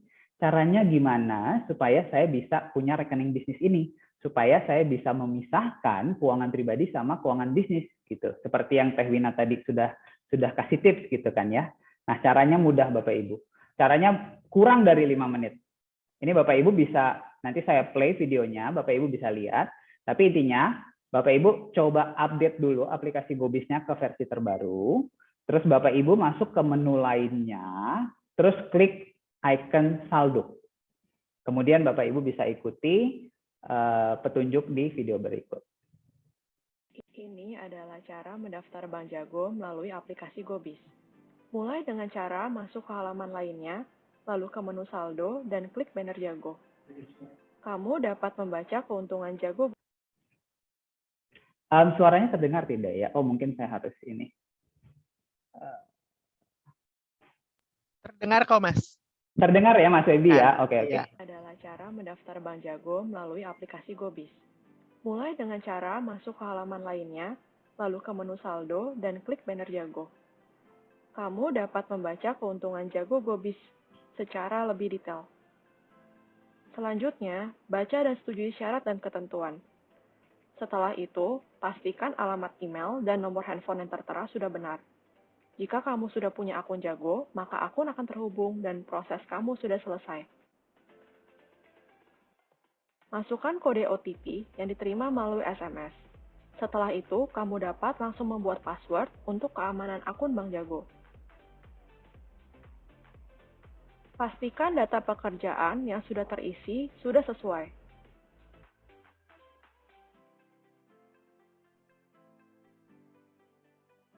Berikutnya, lakukan verifikasi Cukup dengan mengambil foto selfie. Setelah verifikasi selesai, kantong Gobis Jago berhasil dibuat dan dihubungkan dengan aplikasi Gobis. Tada, kamu tinggal download aplikasi Jago dan menikmati semua keuntungan kolaborasi Gobis Jago. Ya, cepet banget kan ya Bapak Ibu ya? Cepet banget, tinggal klik langsung jadi. Tadi bahkan videonya kurang dari 2 menit, jadi Bapak Ibu bisa coba. Jadi begitu Bapak Ibu mencoba untuk membuka rekening bisnis dalam Gobis dengan nama kantong Gobis Jago tadi, nanti Bapak Ibu bisa ikuti ikuti flow-nya. Nanti begitu rekening terbuka, maka otomatis rekening pembayaran penjualan Bapak Ibu dari Gobis akan masuk ke rekening bisnis tersebut. Jadi Bapak Ibu tinggal nanti proses tuh, Bapak Ibu tinggal download aplikasi Jago untuk mendapatkan kartu ATM supaya bisa tarik uangnya, untuk melakukan transfer dari aplikasi Jago supaya dananya bisa dikelola lebih baik lagi gitu. Gitu ya. Nah, itu mungkin beberapa tips dari saya Bapak Ibu. Kalau misalnya Bapak Ibu ada pertanyaan, bisa ditanyakan di acara ini, atau misalnya masih ada pertanyaan nanti kira-kira begitu mencoba masih ada yang membingungkan gitu kan, masih ada yang pengen ditanyakan, bisa hubungi, kita bikin hotline khusus nih, lagi-lagi untuk Bapak Ibu mitra usaha Gobis, itu ada hotline khusus namanya tanya.merchant@jago.com dan nomor telepon 1500746 ya. Dan Bapak Ibu jangan pernah bagikan kode OTP, password, PIN ke pihak manapun, walaupun pihak tersebut mengaku mungkin dari Gobis atau dari Bank Jago. Begitu ya. Nah mungkin saya sebagai penutup aja Bapak Ibu. Bapak Ibu, mari kita ikuti, mari kita resapi tadi tips-tips yang sudah diberikan oleh Teh Wina. Dan untuk mengimplementasikannya, Bapak Ibu bisa coba gunakan teknologi untuk mempermudah hidup Bapak Ibu. Karena teknologi, terutama teknologi perbankan digital, itu bisa memberikan 3M buat Bapak Ibu. Apa itu 3M? Menenangkan, menguntungkan, dan mudah sekali. Gitu. Menenangkan kenapa? Karena semuanya itu bisa dijamin, ya kan? Semuanya itu sudah diawasi oleh EJK dan semuanya mempermudah hidup Bapak Ibu sehingga hidup Bapak Ibu menjadi lebih tenang. Menguntungkan karena banyak sekali keuntungan-keuntungan, promosi-promosi, dan juga kelebihan-kelebihan yang diberikan, terutama untuk yang di dalam ekosistem ini. Dan yang terakhir, mudah sekali. Kalau Bapak Ibu lihat tadi, dalam waktu kurang dari 5 menit bisa terbuat gitu kan ya. Bapak Ibu langsung bisa menggunakan keuntungan ini untuk mempermudah hidup Bapak Ibu. Nah, mungkin itu dulu saja dari saya. Semoga hari ini kita bisa berdiskusi lebih panjang lagi supaya kita bisa lihat bagaimana caranya Gobis dan juga Jago bisa membantu Bapak Ibu dalam mengelola keuangan. Oke, terima kasih. Kembali ke Mas Febi kali ya. Terima kasih banyak Mas Yusuf. Kita tepuk tangan dulu lagi nih buat Mas Yusuf ya. Teman-teman kalau yang mau ikutan tepuk tangan boleh loh diramaikan di kolom komentar.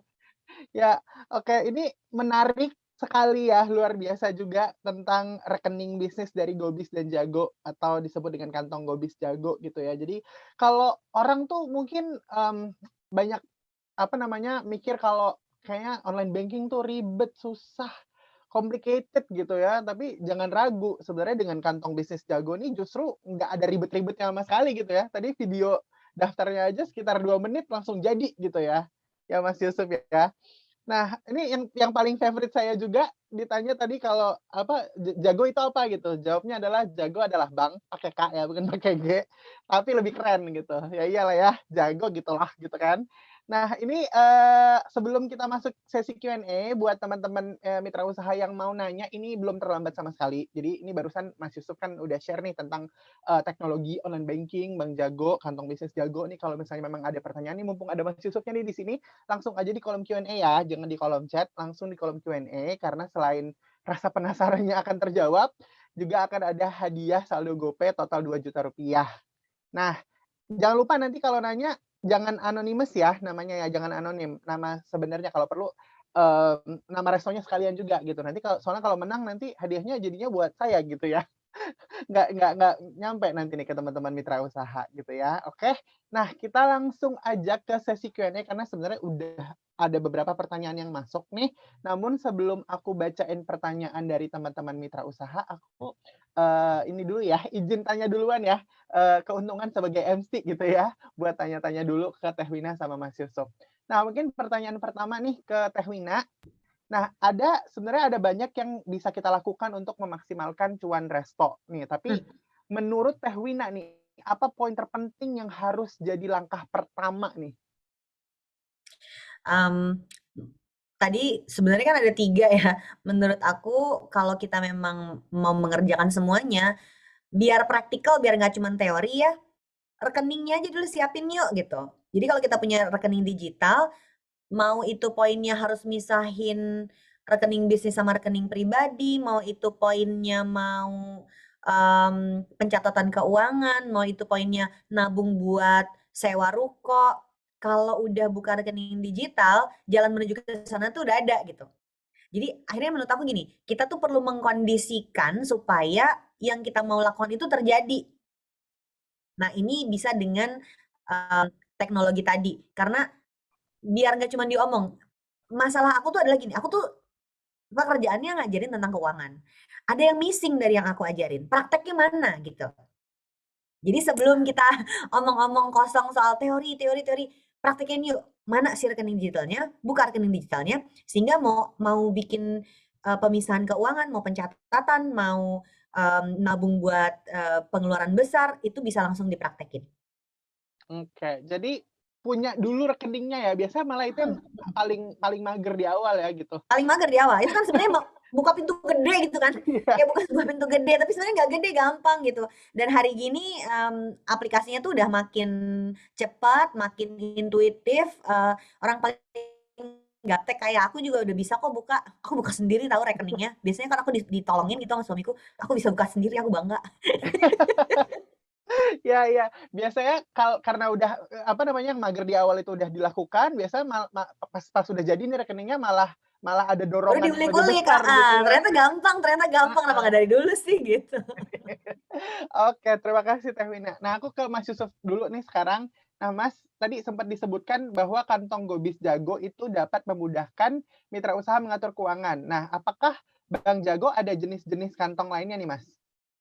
Oh iya, ada. Jadi kita jenis kantongnya itu berbagai macam. Ada kantong Gobis Jago itu khusus untuk menampung uang masuk dari Gobis gitu kan ya, rekening penghasilan lah istilahnya. Kita juga ada kantong bisnis. Kantong bisnis ini bisa dipakai untuk keperluan lainnya. Misalnya, oh saya sebenarnya ada uang masuk juga tapi bukan dari Gobis. Misalnya dari jualan offline atau dari jualan lewat chat gitu kan ya. Nah, itu bisa dipisah juga tuh kalau mau dipisah gitu kan ya. Atau saya punya kantong bisnis tapi sebenarnya keperluannya untuk biaya. Atau Teh Wina tadi cerita untuk dana darurat yang mau disiapkan supaya kalau misalnya lagi rainy days, lagi kondisi ekonomi lagi tidak baik, saya bisa gunakan untuk memperpanjang nafas gitu kan ya. Itu juga bisa. Jadi ada kantong-kantong lain yang bisa disesuaikan dengan kebutuhan. Itu dari segi bisnis. Dari segi personal juga ada. Dari segi personal itu ada kantong menabung namanya, itu kantong yang istilahnya uang bisa dimasukin, tapi tidak bisa langsung ditransfer keluar supaya lebih disiplin nabungnya. Ya kan? Ada juga namanya kantong bayar. Kantong bayar itu justru yang kebalikannya. Kantong yang kalau uang ditaruh di sana untuk melakukan pembayaran-pembayaran, misalnya kalau saya suka simpen buat misalnya uang sekolah anak gitu kan ya. Uang sekolah anak saya itu bayarnya tiap 3 bulan. Jadi tiap bulan saya masukin, setelah 3 bulan saya langsung transfer keluar. Tidak usah pindah-pindahin lagi, itu juga bisa. Jadi jenis kantongnya ada bermacam-macam, bahkan ada namanya kantong arisan, kantong lain-lain, bisa dicoba dieksplor sendiri. Jadi disesuaikan dengan kebutuhan. Karena kebutuhan kita menyadari, tiap orang tuh kebutuhannya beda-beda. Ada yang kayak model saya isinya kantong buat anak semua, ada kantong les, kantong apa gitu segala macam gitu kan. Tapi ada mungkin orang yang kebutuhan kantongnya lebih berbeda-beda lagi. Oh, buat investasi ini, investasi itu gitu misalnya. Atau buat mau beli rumah nanti, ini mau beli mobil atau apa gitu kan. Nah, itu bisa disesuaikan. Tapi total kantong yang bisa digunakan bisa sampai 60 kantong. Wah, Gitu Mas banyak Feby. banget ya 60 kantong. Iya. Tadi saya mikirnya, oh banyak kantong 10 gitu, Pak, maksimal 20. Ini 60 semuanya bisa dipersonalisasi sesuai dengan kebutuhan masing-masing. Jadi tadi kalau kata Teh Wina di awal jangan sampai kecampur tuh, pencatatan bisnis sama pribadi kalau pakai Jago mungkin nggak akan kecampur tuh, karena ada Iya, 60 benar. kantong ya. Dan tadi benar Mas Feby, bisa dipersonalisasi. Jadi kayak kantong saya buat uang sekolah anak itu saya ganti jadi logonya foto anak saya. Jadi tiap buka rekening, aduh kok kayaknya nggak tega kalau nggak masukin duit gitu kan, kalau nggak bayar uang sekolah gitu. Jadi bisa seperti itu. Wah, langsung keinget gitu ya, apa yang jadi urgency gitu, foto anak masukin gitu ya. Siap. Iya. Oke. Nah, ini aku akan mulai menanyakan pertanyaan-pertanyaan dari teman-teman mitra usaha yang hadir, tapi lagi-lagi ya, ini kalau mau nanya langsung tetap nanya aja di kolom Q&A sambil aku tanyain pertanyaan yang udah tanya duluan. Yang pertama ini untuk Teh Wina. Nah, dari Bapak Zainal Abidin. Bapak Zainal Abidin nanti mungkin bisa komen di chat box dari resto mana ya. Nah, ini pertanyaannya, saya jualan makanan selama ini masih catat manual, mulai pengeluaran hingga omset. Adakah cara atau aplikasi yang praktis dan terjangkau untuk membantu usaha saya? Terima kasih. Pasti ada banyak banget Pak, aplikasi akuntansi yang bisa dipakai, dan setahu saya juga cukup, affordable ya, nggak bayar terlalu mahal. Tapi kalau mau gratis Pak, bikin rekening aja yang digital, belum apa-apa langsung udah tercatat, otomatis nggak perlu kita nyatet-nyatet lagi. Jadi habis itu nanti tinggal, copy paste aja gitu, nggak ribet kan Pak. Karena buat saya, kalau ini usaha kecil menengah, tadi kan cash is king kong ya, jadi kita batas-batasin yang uang dikeluarin yang perlu-perlu aja. Kalau bisnisnya belum cukup kuat untuk bayar, aplikasi akuntansi ya jangan dulu, kita manfaatkan yang gratis-gratis dulu yang, istilahnya memang di dalam fiturnya udah langsung kecatat otomatis. Si rekening digital ini bisa jadi langkah pertama untuk Bapak bisa langsung nyatet keuangan tanpa harus bayar. Jadi otomatis ya, langsung gitu. Biar gampang Otomatis, Pak. jadi habis transfer banyak juga begitu kita buka kan ada semua. Kalau zaman dulu bayangin nggak, mau bayar bikin kasbon dulu, mau bayar ada catatannya lagi, ada kwitansinya lagi, terus nanti udah jam 9 malam mau direkap ada setumpuk. Zaman dulu kan kayak gitu semuanya pakai kertas. Sekarang tinggal klik semuanya, Pak. Langsung. Oke, ini semoga menjawab ya Pak. Kalau misalnya ada pertanyaan tambahan mungkin nanti bisa dimasukin di kolom Q&A lagi atau di chat gitu. Untuk follow up questions ya. Tapi jangan lupa Pak, di sekalian promosi dari Pak Zainal dari resto mana tuh? Gitu ya, bisa ditampilkan di kolom chat. Nah, ini pertanyaan kedua masih ke Teh Wina dari Mbak Desti Aprilia. Mbak Desti silahkan loh kalau mau promosiin restonya di kolom chat ya. Nah, pertanyaannya gimana ya Teh kalau nggak ada tim finance karena kerja sendiri tanpa pegawai, nggak ngerti bikin laporan laba rugi. Saya udah bikin laporan keuangan masuk dan keluar aja tiap bulan, aku udah nerapin gajian, cuman ternyata boncos. Kira-kira salahnya di mana nih Teh? Aku nggak bisa nemuin salahnya di mana kalau aku nggak lihat data keuangannya lebih lengkap ya. Tapi, ini sebuah langkah menurut aku. Jadi nikmatin journey-nya. Dulu juga aku semua kerjain sendiri, lama-lama kan kepala kayak mau pecah dong kalau kita kerjain semua. Lihat yang tadi ya aku tulisin ada 3 langkah naik kelas. Langkah pertama operasional, langkah kedua manajerial, langkah ketiga strategis. Mungkin nggak harus operasional dulu terus manajerial baru strategis. Mau diicip-icip sedikit manajerial, sedikit strategis juga nggak apa-apa. Jangan sampai strategisnya belakangan, manajerial doang gitu yang dikerjain. Sekarang berarti Mbaknya itu masih ada di level operasional. Nah, udah perlu nih naik tingkat ke manajerial. Mulai bersiap yuk, hitung-hitung kapan usahanya sanggup untuk punya karyawan. Karena gini, ketika kita kerjain semuanya, otak kita tuh mumet penuh loh. Nggak akan sempet mikir untuk strategis. Strategis itu pakai otak. Manajerial itu menurut aku banyak pakai hati. Operasional tuh pakai badan. Jadi kalau semua otak, hati, badan semua sibuk di operasional, kita nggak akan ada waktu untuk naik tingkatnya nih, naik kelasnya nih. Jadi iya memang ngerjain laporan keuangan itu ribet, balikin lagi, mau naik kelas apa enggak. Kalau memang belum mampu punya karyawan, dihitung deh. Harus punya omset kayak apa untuk sanggup punya 1 karyawan. Aku juga udah mulai dari 1 kok. Terus lama-lama nambah lama-lama nambah. Enggak tiba-tiba, "Oke, kita rekrut 10 orang, nanti kita pikirin gajinya gimana." Enggak gitu. Ketika omset naik sekian, rekrut 1, omset naik sekian, rekrut 2, gitu caranya. Cobain ya. Dengan begitu, suatu hari akan bisa juga mampu punya orang finance-nya. Tapi jangan khawatir, sekarang nggak punya orang finance dulu nggak apa-apa, yang penting tadi ketika semuanya terjadi digital, kita bahkan nggak perlu nyatet lagi karena udah ada catatannya, otomatis. Jadi nggak perlu punya karyawan dulu kalau cuma mau nyatet otomatis.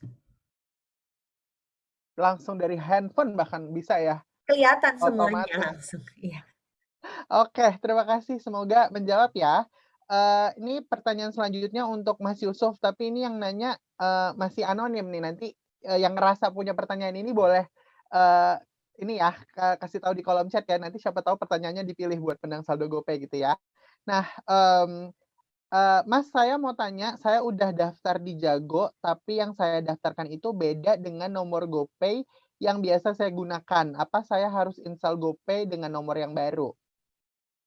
Oke, jadi sebenarnya rekening bank itu, akun bank itu cukup 1 Bapak Ibu. Jadi kalau misalnya Bapak Ibu sudah punya rekening Jago, akun Jago, di mana ini sudah terhubung sama GoPay, dan Bapak Ibu mau hubungkan juga sama Gobis, gitu kan ya. Nah, nanti pada saat proses pendaftaran di Gobis, itu tinggal pada saat memasukkan atau mengkonfirmasi email sama nomor telepon, gunakan email dan nomor telepon yang sudah terdaftar. Berarti yang sudah dipakai sama di GoPay-nya. Begitu nanti dimasukkan, Bapak Ibu tidak perlu lagi tuh lanjut sampai akhir. Kenapa? Karena sudah ada, tinggal nyambungin doang. Jadi kalau tadi kita ngomong buka rekening di video tadi cuma 2 menit, ini 1 menit juga udah kelar Bapak Ibu. Langsung nanti bisa langsung muncul rekening atau kantong Gobis Jagonya dan bisa langsung masuk ke dalam aplikasi Gobis Bapak Ibu. Gitu sih. Jadi tidak perlu lagi buka-buka GoPay baru ya. Karena yang dilihat adalah Bapak Ibunya. 1 orang punya 1 akun bank dengan banyak rekening. Gitu sih. Semoga menjawab ya Mas Febi ya. Oke, semoga menjawab ya. Nah, ini pertanyaan selanjutnya untuk Teh Wina dari Mbak Desi Rengganis. Chicken pasta by Quick Wings and Raus Frozen Food, nih nama restonya. Nah, pertanyaannya nih Teh, bagaimana caranya resto tetap cuan dengan segala keterbatasan modal dan cara menyiasatinya dengan harga bahan baku makanan yang saat ini tidak stabil? Ya, itu masalah besar yang dihadapi sama semua pelaku kuliner.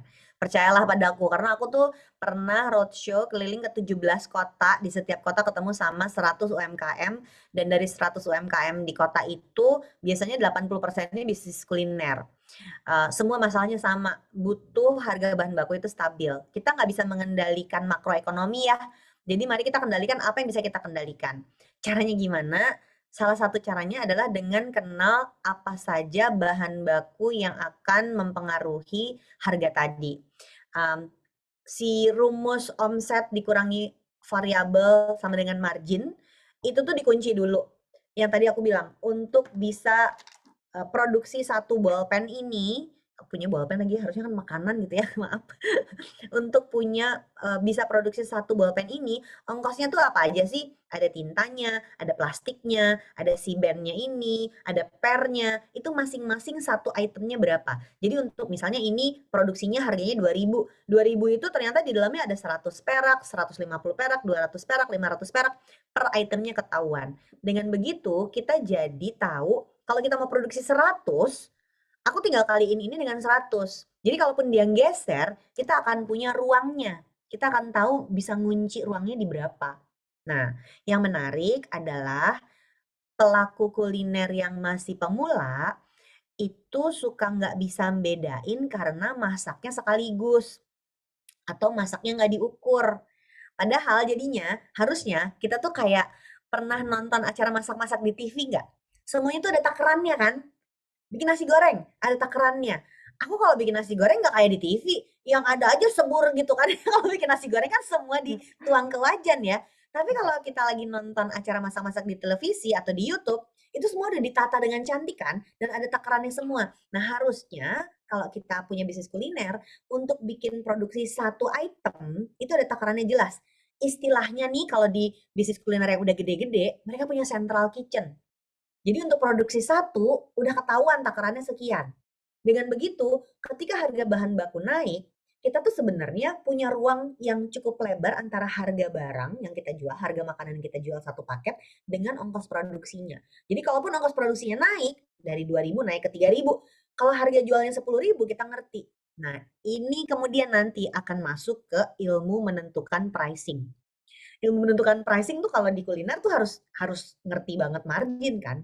Jadi jangan terpengaruh, wah tetangga sebelah si kompetitor kasih diskon 50%, aku juga deh, padahal margin kita habis di situ gitu. Nah yang kayak gini-gini nih, ilmunya udah agak beda ya. Aku ulangi ya, jadi tahu berapa ongkos per item dari satu produksi makanan satu porsi. Dan itu ada takarannya semua. Akan lebih mudah lagi kalau punya central kitchen. Akan lebih mudah lagi kalau tahu untuk produksi satu paket makanan ongkosnya berapa, harganya berapa. Jadi kita tahu ruangnya tuh berapa banyak. Waktu harga bahan makanannya naik, margin kita akan kemakan tuh. Tapi karena kita udah kasih margin yang cukup tinggi, kita tahu gapnya ada berapa. Dengan begitu, kita nggak serta-merta rugi pada saat harga bahan makanan naik. Udah ilmu strategis kan kalau kayak gitu. Aku bilang juga strategi mulainya di keuangan. Ya, oke, Teh Wina, terima kasih, semoga menjawab ya, Mbak. Nah, ini makin banyak nih ya, pertanyaan yang masuk, jadi tapi again belum terlambat. Mau nanya, mumpung masih ada Teh Wina sama Mas Yusuf di sini ya. Ini aku mau tanya 2 pertanyaan langsung ke Mas Yusuf karena mungkin, bisa saling berkaitan. Yang pertama dari Mbak Yunita Wijaya, Mbak Yunita boleh promoin restonya di kolom chat. Nah, kalau saya menabung di Bank Jago, apa ada juga semacam investasi seperti deposito dengan bunga yang lebih tinggi dari biasanya? Mas Yusuf. Kemudian pertanyaan kedua dari Mas Bagus Pria Indrajati, silahkan juga promoin restonya Mas. Tadi kan ada cashback tuh untuk buka Jago. Nah, cashbacknya sampai kapan nih Mas? Oke, mungkin yang jawab yang pertama dulu. Kalau misalnya menabung atau deposito, ada nggak di Bank Jago yang memberikan bunga tinggi? Ada, Bapak Ibu. Kalau Bapak Ibu nasabah pada umumnya masuk ke Bank Jago, maka Bapak Ibu bisa mendapatkan bunga sampai 3,5 bahkan 4% untuk tadi kantong nabungnya gitu ya. Itu bisa 3,5 sampai 4%. Jadi 4% ini untuk kantong terkunci yang sifatnya kayak deposito. Tapi Bapak Ibu itu bukan nasabah biasa. Bapak Ibu itu adalah mitra usaha Gobis, ada di ekosistem kita bersama. Jadi kalau yang tadi saya bilang bisa sampai 3,5 sampai 4%, yang mana kalau di bank lain itu mungkin dikasih setengah bahkan 1/4%, di Jago karena Bapak Ibu spesial bisa dapat tabungan 10%. Tabungan ya, bukan deposito bahkan. Ini tabungan bisa sampai 10%. Jadi uang Bapak Ibu masih bisa digunakan dan kalau lagi nongkrong bisa mendapatkan bunga 10% per tahun. Dan tidak hanya itu, kalau Bapak Ibu memang pengen investasi, kan investasi itu bisa di dalam bentuk menabung atau deposito, tapi bisa juga dalam bentuk lain. Nah, Jago itu juga bekerja sama dengan partner-partner lain untuk memberikan opsi-opsi investasi. Misalnya Bapak Ibu pengen investasi reksadana, ingin investasi saham, maka bisa menggunakan rekening Jago dan melakukan investasi di partner-partner kita. Jadi pilihannya banyak banget. Jadi pilihan kita buka sesuai dengan kebutuhan Bapak Ibu, sesuai dengan profil resiko, sesuai dengan tujuan investasi. Gitu ya. Nah, yang kedua, pertanyaan yang kedua adalah mengenai cashback-nya sampai kapan. Nah, cashback-nya sekarang kita buka untuk hari ini. Dan cashback-nya itu emang cashback spesial untuk event ini Bapak Ibu ya. Jadi tadi ada cashback sampai dengan 500.000 plus 200.000 untuk Bapak Ibu yang mencoba untuk melakukan pembukaan rekening hari ini. Jadi jangan dilewatkan Bapak Ibu ya. Jadi bisa digunakan. Jadi Begitu cashback-nya khusus hari ini. Tadi jangan lupa cuma 2 menit ya kayaknya udah langsung bisa buka. Iya. Setelah Iya. event jangan ragu lagi, langsung aja buka rekeningnya ya karena cashback-nya cuma hari ini. Oke. Nah, pertanyaan selanjutnya untuk Teh Wina. Ini ada pertanyaan yang mungkin kan di luar sana dalam berbisnis tuh banyak istilah-istilah gitu ya. Nah, ini salah satu pertanyaan yang mungkin banyak orang juga bingung gitu. Banyak pebisnis juga bingung. Jadi dari Mas Rian Hafidiansyah, apa bedanya upah pegawai dengan gaji karyawan? Oke. Tadi soalnya ada contohnya. Biaya variabel, upah pekerja, biaya tetap, gaji karyawan. Sebetulnya yang menentukan itu adalah kita mau posisiinnya di mana. Contohnya tuh gini, misalnya aku mau bikin usaha donat, terus setiap kali donat mulu ya ketahuan aku lapar jam segini tuh pengen order donat. Misalnya aku produksi donat, terus si donat ini dibikin sama 3 orang. Untuk setiap satu donat, mereka aku kasih upah per satu donat, misalnya 1.000. Jadi kalau dia produksi 1.000 donat hari ini, 1.000 kali 1.000 dapat 1.000.000 sehari, misalnya gitu.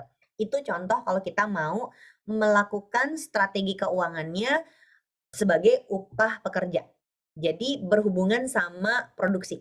Jadi yang tadi aku bilang, si bolpen ini untuk bisa produksi satu bolpen tuh ongkos produksinya berapa? Termasuk di dalamnya kalau kita mau ngasih ke orang yang bikin bolpennya. Di kasus yang aku ceritain tadi, si pekerja yang ngerjain per donatnya. Kalau gaji karyawan, contohnya misalnya ada anak akuntansi yang kita suruh ngerjain pembukuan, atau orang marketing yang tugasnya admin medsos, atau memang si yang bikin donatnya nggak dikasih upah harian, tapi dikasihnya gaji bulanan tetap. Jadi nggak ada benar salah, tapi itu akan mempengaruhi strateginya kamu mau kayak apa. Karena gini, si upah, semua ongkos variabel, waktu amit-amit kemarin pandemi tiba-tiba berhenti semua kerjaan, nggak keluar tuh ongkos produksi. Tapi gaji karyawan yang tetap, mau ada penjualan atau nggak ada penjualan, harus tetap dibayarkan. Jadi kita sebetulnya, kadang-kadang aku bilang ini kayak main game. Kita ngukur-ngukur berapa persen dari omset yang akan dipakai untuk ongkos produksi, dan berapa nominal rupiah yang akan disiapkan sebagai anggaran dari bulan ke bulan untuk pengeluaran tetap. Jadi bedanya antara upah pekerja sama gaji karyawan. Boleh pilih salah satu, boleh kombinasi. Di kantor aku misalnya kita bikin kombinasi. Gaji karyawan ada yang tetap, tapi setiap kali ada project kayak gini nih, ada project. Materi tadi, menurut kalian bagus nggak? Itu yang kerjain kan nggak satu orang, ada beberapa orang yang kerjain. Bukan cuman aku aja kelihatan nih ngomong nyanyi gitu. Enggak, ternyata ada yang mesti ngerjain materinya, ada yang mesti ngedandanin, ada yang mesti bikin risetnya. Itu semua yang terlibat akan dapat persentase dari satu projectnya. Jadi mereka ada upah pekerjanya ada, gaji karyawannya ada. Silakan, itu udah masuknya ke level apa tadi? Strategis.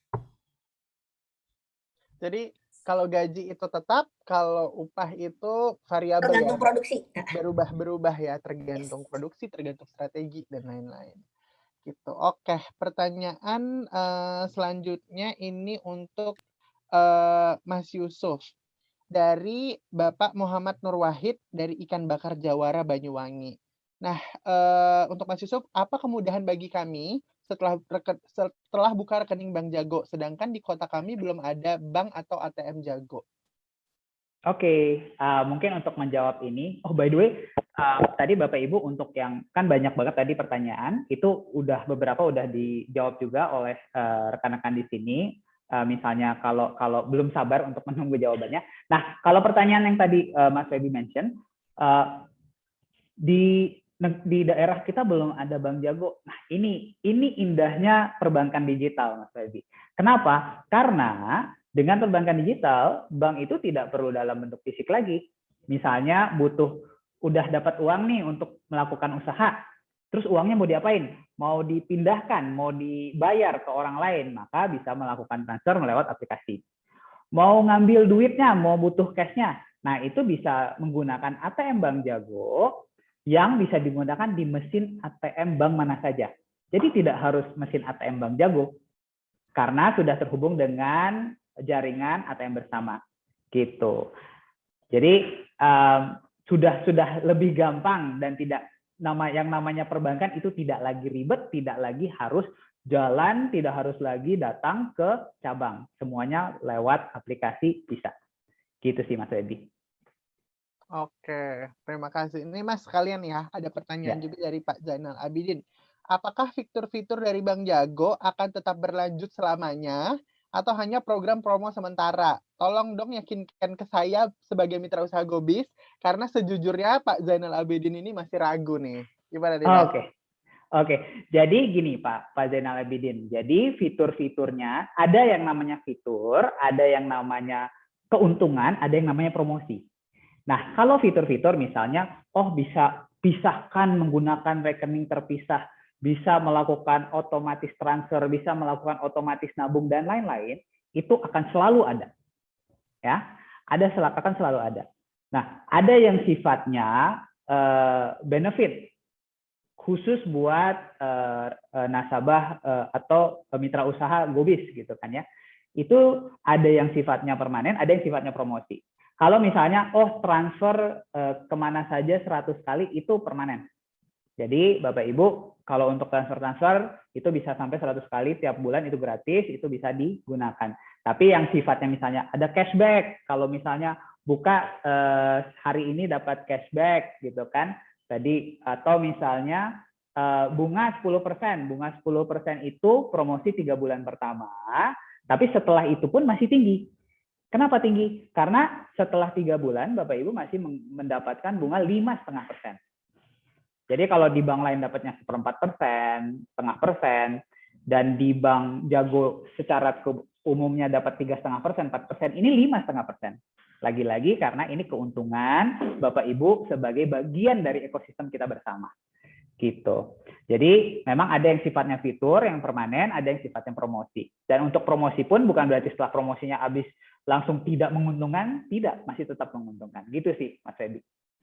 Oke, terima kasih. Semoga menjawab ya, Pak. Oke, ini pertanyaan selanjutnya buat Teh Wina ada 2 pertanyaan yang mirip, jadi aku bacain dua-duanya langsung ya. Yang pertama dari Delicious Gado-Gado Mustika Jaya. Teh, gimana caranya modal yang kita punya tetap bertahan, tidak berkurang? Kemudian pertanyaan kedua, bagaimana dari Pak Saifullah Ipul, bagaimana cara mengatur keuangan usaha yang minim? Contoh setiap hari penghasilan hanya 200.000 dan kadang habis untuk modal dan terkadang ada sisa tapi habis untuk kebutuhan harian. Ini gimana nih Teh? Oke, yang pertama dulu ya. Modal nggak berkurang, nggak mungkin. Modal itu memang harus keluar untuk usaha. Modal kan buat usaha. Jadi kalau modalnya nggak mau berkurang, modalnya harus ditambah. Tapi bukan nambah lagi uang. Caranya adalah dengan memutarkan. Misalnya ya, biar bulat-bulat aja. Kalau kita punya modal 10 juta, terus kita pakai beli bahan baku 5 juta. Si modal itu udah turun jadi 5 juta ya. Karena yang tadinya 10 juta di rekening bank, sekarang sisa 5 juta di rekening bank. 5 jutanya lagi pergi kemana? Pergi ke stok bahan baku. Jadi sebenarnya kita tetap punya 10 juta sebagai modal. Tapi sekarang 5 jutanya cash di rekening, 5 jutanya sebagai stok di gudang. Sekarang gimana caranya 5 juta stok di gudang ini harus dijual belikan. Dibikin produksi makanan dan diperjualbelikan. Nah ketika ini uangnya udah berputar, maka dia akan muncul sebagai keuntungan yang akan nambah si modal 5 juta tadi. Jadi kalau mau ngomong nggak mau modal berkurang, jawabannya nggak mungkin. Karena modal itu pasti berkurang. Tapi bukan hilang. Berkurang maksudnya berubah dari cash menjadi bahan baku. Jadi artinya sekarang gimana supaya si bahan baku ini bisa diputarkan menjadi bahan makanan yang kita jual belikan, yang keuntungannya kemudian menjadi tambahan si modal 5 juta tadi. Jadi di akhir bulan kalau bisnisnya benar dan pricing-nya benar, ada margin yang lebar dan kita dapat keuntungan, 5 juta cash tadi akan berubah lagi menjadi lebih dari 10 juta dari modal awal. Kenapa? Karena si 5 juta yang ada di stok udah turun tapi udah berubah jadi duit. Itu jawaban yang pertama. Jawaban yang kedua, gimana kalau bisnisnya masih kecil banget? Aku bilang tadi, ada dagang, ada bisnis. Tidak hina dagang itu. Tidak semua dagang bisa menjadi bisnis. Jadi aku balikin lagi pertanyaannya. Menurutmu sekarang kamu ada di level mana? Banyak sekali masalah kita di dalam bisnis itu terkait pada si pemilik bisnisnya. Semua ketidaktahuan kita, semua kegalauan kita, semua kebingungan kita akan tercerminkan di dalam usahanya. Aku ngomong udah kayak motivator, tau gak? Jadi jangan berkecil hati kalau merasa usahanya masih kecil. Tapi buat aku lebih penting menyadari sebetulnya kenyataannya bisnisnya gimana sih? Karena kalau usahanya masih kecil berarti yang harus kita cek adalah penjualannya kayak apa. Kadang-kadang isunya bukan finansial, kadang-kadang isunya adalah mindset kita sebagai pemilik bisnisnya. Omset itu ada rumusnya, tahu kan? Omset itu rumusnya adalah harga barang yang kita jual dikalikan volume penjualannya. Jadi kalau tadi keluhannya adalah omset aku kecil, berarti yang digedein harus apa? Apakah harus harga produknya yang dinaikin atau volume penjualannya yang dinaikin? Dua-duanya ada konsekuensinya loh. Menaikkan harga penjualan berarti harus ngecek pembeli kita masih mau nggak beli di harga yang sama atau naik harganya. Kalau mau volumenya nambah, kita mesti jualan kayak apa ya supaya lebih banyak orang tertarik sama kita. Makanya tadi aku bilang, jangan lupa marketing. Tidak semua marketing itu harus ngeluarin duit, tapi marketing harus dikerjakan. Bedain sales sama marketing ya. Marketing itu pemasaran untuk nunjukin pada dunia, hey lihat aku. Tapi kalau sales atau penjualan adalah, kak beli yuk kak beli yuk kak gitu. Dua-duanya harus jalan beriringan. Jangan berkecil hati kalau merasa usahanya masih kecil, tapi bersadar hati kalau ternyata baru di level dagang dan mau naik tingkat jadi level bisnis. Yang udah di level bisnis, udah punya catatan keuangan, mau naik kelas dari operasional ke manajerial sampai ke strategis. Perjalanannya panjang, dan buat aku sih ya udah 20 tahun lebih berbisnis, masih terus belajar ternyata. Jadi jalannya buat kalian juga pasti masih panjang. Semangat! Semangat ya semuanya, semoga menjawab pertanyaannya buat Bapak Ibu. Nah ini pertanyaan terakhir karena keterbatasan waktu, mohon maaf, ini terakhir untuk Mas Yusuf. Mas Yusuf, ada pertanyaan dari Mbak Rizka Budiarti dari Mie Ayam Korea Jiangri Jogja. Mau tanya nih di Jago di akhir bulan, apa ada big picture pengeluaran berapa pemasukan, berapa pengeluaran dan berapa pemasukan? Ada laporannya kan? Ya. Ada banget. Jadi bentuknya itu adalah, jadi kalau misalnya tadi mau lihat pemasukan secara total berapa sih? Nah, nanti di tiap kantong bisnis dan juga kantong Gobis Jago, itu bisa di-set namanya fitur pemantauan penghasilan. Saya lupa sih namanya, kalau bahasa Inggrisnya itu income tracker. Kita punya income tracker. Jadi misalnya bisa di-set tuh, oh saya pokoknya penghasilan dari Gobis, saya set target bulan ini saya mau 10 juta. Nah, nanti tiap ada uang masuk tuh kelihatan tuh barnya, wah juta, 2 juta, 3 juta, sampai 10 juta. Wah, selamat Anda berhasil gitu kan. Itu dari pemasukan. Pengeluaran kayak gimana? Pengeluaran bentuknya beda lagi. Bentuknya itu kayak grafik, ya, di mana sebenarnya grafik ini menggunakan teknologi supaya bisa dicatat secara otomatis. Jadi misalnya saya hari ini ada bayar untuk uang bensin, bayar uang listrik dan segala macam. Nanti kelihatan tuh di grafiknya bulan Mei sekian persen buat bayar listrik, sekian persen untuk bayar bayar pegawai dan lain-lain. Itu nanti ada pengelompokannya gitu. Jadi untuk pemasukan dan pengeluaran bisa menggunakan teknologi tersebut, bisa menggunakan fitur tersebut, atau bisa dilihat langsung aja tuh di istilahnya mutasi rekeningnya. Ada uang masuk, uang keluar, uang masuk, uang keluar, uang masuk, uang keluar, nanti tinggal difilter. Oh, uang keluar ada apa aja, uang keluar saya yang bayar ke istri apa aja gitu kan, tinggal masukin nama istrinya, misalnya Ibu Tina, masukin Tina, nanti kelihatan tuh Ibu Tina tanggal berapa keluar berapa, tanggal berapa keluar berapa. Jadi fiturnya cukup lengkap kalau misalnya mau digunakan untuk memperlihatkan uang masuk berapa, uang keluar berapa, dan sisanya berapa yang ada di kantong tersebut. Gitu sih. Semoga membantu ya. Di penghujung acara, sayang sekali karena keterbatasan waktu, padahal saya yakin masih banyak mungkin yang pengen dibahas. Ini kalau pembahasan tentang Jago Atur Cuan pasti kayaknya nggak ada habisnya gitu ya. Banyak, jadinya bahas satu akan bercabang ke pembahasan lainnya, semuanya sama-sama menarik, makin banyak tahu justru makin penasaran gitu ya. Cuman sayang sekali ini udah di penghujung acara, dan mungkin saya akan merangkum dan mengingatkan kembali kepada teman-teman mitra usaha bahwa kolaborasi Gobis dan Bank Jago ini merupakan wujud konsistensi inovasi dan upaya bersama dalam mendukung perkembangan bisnis mitra usaha Gojek. Nah, sebagai solusi keuangan yang lebih efisien, kantong Gobis Jago ini diharapkan semakin membantu teman-teman mitra usaha jadi jago atur cuan di bisnisnya masing-masing. Nah, setelah ini teman-teman mitra usaha akan dapat membuat rekening Bank Jago langsung dari aplikasi Gobis ya. Jadi Gobisnya langsung dibuka, langsung dari handphone aja bisa dengan mudah dan cepat. Kayak tadi videonya yang tadi dilihatin Mas Yusuf cuman kira-kira 2 menit aja. Nah, bagi yang sebelumnya sudah memiliki rekening Bank Jago juga bisa langsung dihubungkan saja dengan akun Gobisnya ya. Jadi nggak perlu bikin akun baru. Nah, sekian dan terima kasih. Sampai jumpa di kegiatan lain berikutnya. Stay safe and healthy. Selamat sore teman-teman semuanya. Hmm.